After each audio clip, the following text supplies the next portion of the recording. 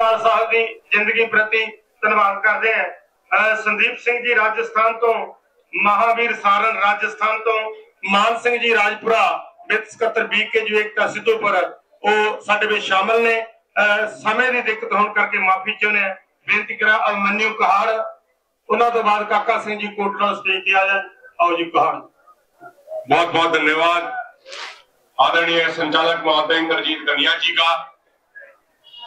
साथियों, बहुत कम शब्दों में और सीमित समय में अपनी बात को खत्म करने का प्रयास करेंगे।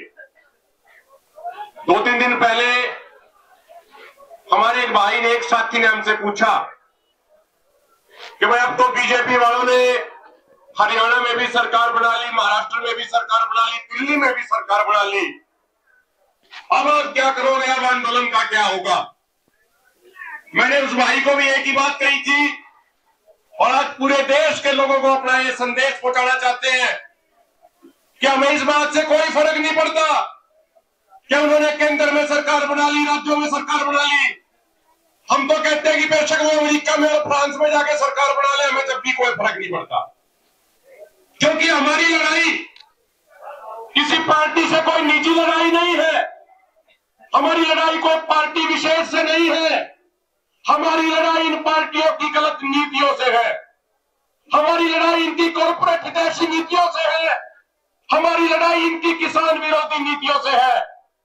1990 के दशक में जब WTO के तहत एग्रीमेंट ऑन एग्रीकल्चर साइन किया गया था, जिस WTO की नीतियों से भारत के किसानों की आत्महत्याएं बहुत बढ़ गई थी, उस समय कांग्रेस की सरकार थी।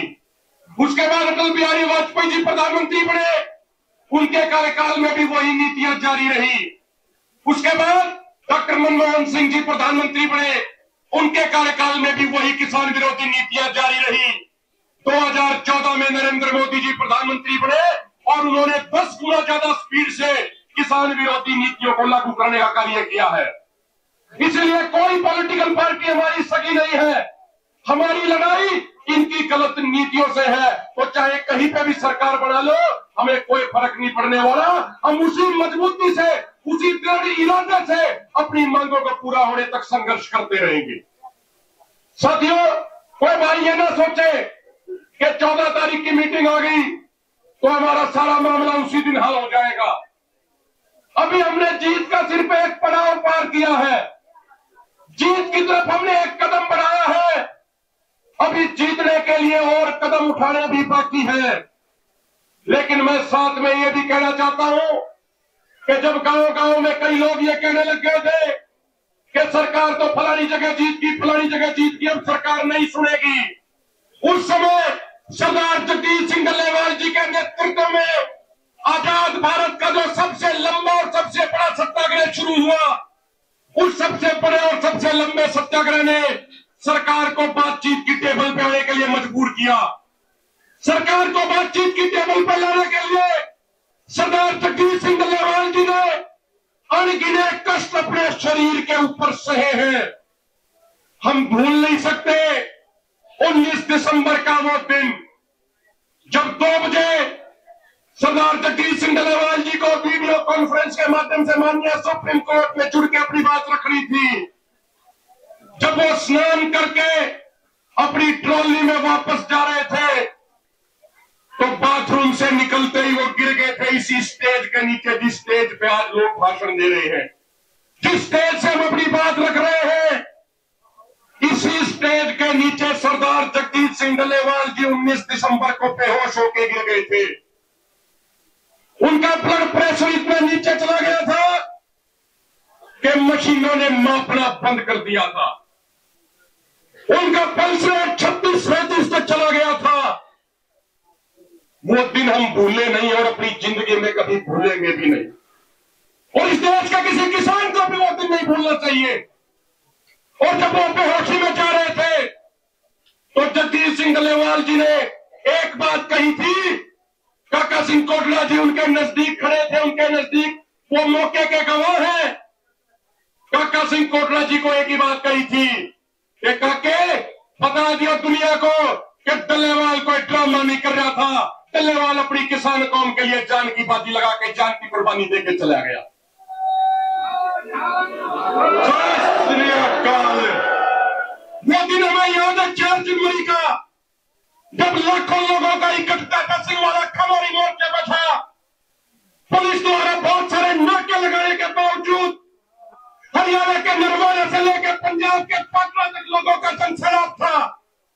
सरदार जगजीत सिंह डल्लेवाल जी यहां से एम्बुलेंस में गए, उस मंच पे जाके बोले और उन्होंने एक बहुत बड़ी सीख हमारे जैसे नौजवानों को दी।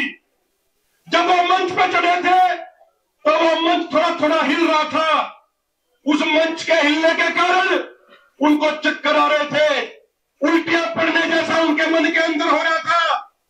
लेकिन उसके बावजूद वो 7 से 8 मिनट बोले और 7 से 8 मिनट बोल के जो सबसे महत्वपूर्ण बात उन्होंने कही कि मैं कहना चाहता हूं कि डल्लेवाल कुछ नहीं कर रहा, डल्लेवाल ने कुछ नहीं किया। जो भी किया है वो उस परमात्मा ने, उस ईश्वर ने, उस वाहिगुरु ने किया है।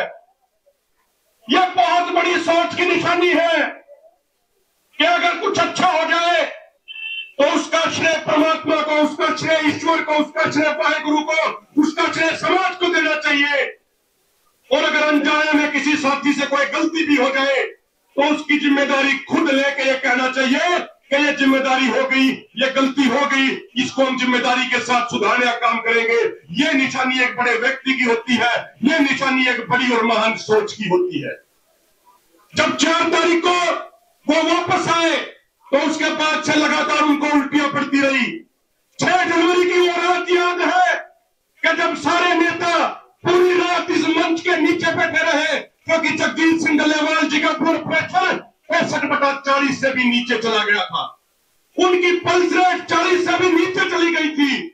डॉक्टरों ने उनके पैर ऊपर उठा के उनका ब्लड प्रेशर स्टेबल किया था। वो दिन हम कभी भूलेंगे नहीं, वो दिन हम भूले नहीं। वो दिन हमें याद है कि जब 17 जनवरी को उनकी तबीयत बहुत ज्यादा खराब हो गई और डॉक्टर जब ट्रॉली में चेक करने गए तो डॉक्टरों ने बाहर आके हमारे सारे नेताओं को कहा कि जगजीत सिंह डल्लेवाल जी के पास मात्र 48 घंटे शेष है। डॉक्टरों ने कहा कि एक मेडिकल इमरजेंसी के तहत एक इमरजेंसी इंजेक्शन लगा दे, लेकिन जगजीत सिंह डल्लेवाल जी ने कहा था कि मैं जिस रास्ते पे चला हूं उस रास्ते की मंजिल सिर्फ एक है, या तो एमएसपी गारंटी कानून बढ़ेगा या मेरी कुर्बानी होगी। और उन्होंने वो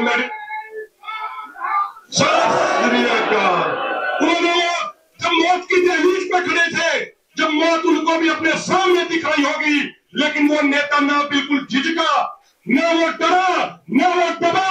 जब मौत बिल्कुल सामने खड़ी दिख रही थी तब भी उन्होंने बिना सोचे 1 भी सेकंड का वक्त लिए बिना ये कह दिया कि मुझे इमरजेंसी इंजेक्शन नहीं लगवाना, मुझे मौत मंजूर है लेकिन इमरजेंसी इंजेक्शन लगवाना मंजूर नहीं। और मैं अंत में एक बात कह के अपनी बात को खत्म करूंगा। देखिए साथियों, मीडिया लोकतंत्र का चौथा स्तंभ है। सारे पत्रकारों ने हमारी आवाज को देश और दुनिया के कोने कोने तक पहुंचाया है। हम सदैव आपके ऋणी रहेंगे। सवाल पूछना आपका अधिकार है। लेकिन कल एक पत्रकार साथी कह रहे थे, कोई पोस्टर बना रखा था, उन्होंने कहा कि भाई एसकेएम नॉन पॉलिटिकल ने बातचीत से किया मना, 12 तारीख को होने वाली मीटिंग से किया मना। मैं पत्रकारों से सिर्फ एक विनती, एक प्रार्थना करना चाहता हूं, कृपा करके जो चिट्ठी हमने आपको भेजी, उस चिट्ठी में जो हमने लफ्ज, जो हमने शब्द इस्तेमाल किए, कृपा करके हूबहू उस चीज को आगे प्रेजेंट किया कीजिए। हमने ये कहा कि 22 जनवरी को हमने ऐलान कर दिया था, दोनों फोरमों की तरफ से ऐलान था कि मोर्चे का 1 साल पूरा होने पे तीनों मोर्चों पे हम अपने कार्यक्रम करेंगे। 26 जनवरी को बाकायदा प्रेस रिलीज में हमने जारी कर दिया था कि 11 तारीख को रतनपुरा मोर्चे पे, 12 तारीख को दाता सिंह वाला खनौरी मोर्चे पे और 13 तारीख को शंभू मोर्चे पे महापंचायतें होंगी। जो हमारे साथियों की चिट्ठी मिली वो हमें 28 जनवरी को मिली थी। हमने ये भी विनती करी कि जब हमारे साथी दिल्ली में बैठ के बातचीत की तारीख तय कर रहे थे, बेहतर होता कि अगर एक बार वो दोनों मोर्चों के नेताओं के साथ फोन पे विचार चर्चा कर लेते तो शायद बेहतर तालमेल हो पाता। हमने ये भी निवेदन किया। और मेरे से पहले जो कर्नाटक के हमारे लीडर गुरु शांता कुमार जी बोल के गए कर्नाटक की सरकार ने नई खेती ड्राफ्ट नीति को लागू करने का प्रयास किया है।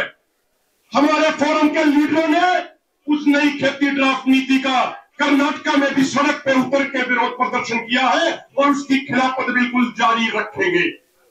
तो मेरे भाइयों, हम एकता के हमेशा हामी थे, एकता के हमेशा हामी हैं, एकता के हमेशा हामी रहेंगे।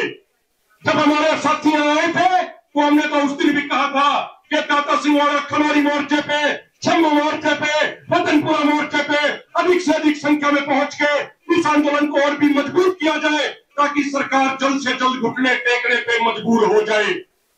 तो मेरे भाइयों, आगे भी कोई एकता के प्रयास करे जाएंगे, उसमें भी हमारा मोर्चा, हमारा फोरम पूरी मजबूती के साथ, हमारे नेता एकता के लिए जैसे पहले काम किया है, एकता के लिए जैसे पहले प्रयास किए हैं, उससे भी ज्यादा दुगनी तिगनी ताकत के साथ एकता करने का कार्य किया जाएगा। एकता के प्रयासों को और ज्यादा मजबूत करने का, आगे बढ़ाने का कार्य किया जाएगा। आज हमारी मजबूरी थी क्योंकि आप देखिए हजारों लाखों लोगों का यहाँ इकट्ठा है, सारी लीडरशिप यहाँ पे है, लेकिन उसके बावजूद मुझे कहने में कोई संकोच नहीं हो रहा कि सारी लीडरशिप ने दिन रात मेहनत करी, उसके बावजूद जो हमारे प्रबंध है उन प्रबंधों में कमी रहेगी, प्रबंध हम सही तरीके से पूरे नहीं कर पाए। तो इसीलिए यहाँ रहना सारी लीडरशिप का जरूरी था। और अंत में कुछ नारे लगा के अपनी बात को खत्म करूंगा। मेरे बाद ठाकर सिंह कोटला जी भी बोलेंगे और उसके बाद डल्लेवाल साहब बोलेंगे। तो आपके नारों की आवाज सरदार जगजीत सिंह डल्लेवाल जी की ट्रॉली तक जानी चाहिए। ट्रॉली बंद है, शीशे लगे हुए हैं, लेकिन तेज आवाज में नारे लगाओगे तो आवाज शीशों के पार भी पहुंचेगी। किसान मजदूर एकता जिंदाबाद, किसान मजदूर एकता जिंदाबाद। डल्लेवाल जी आपकी सोच पे, डल्लेवाल जी आपकी सोच पे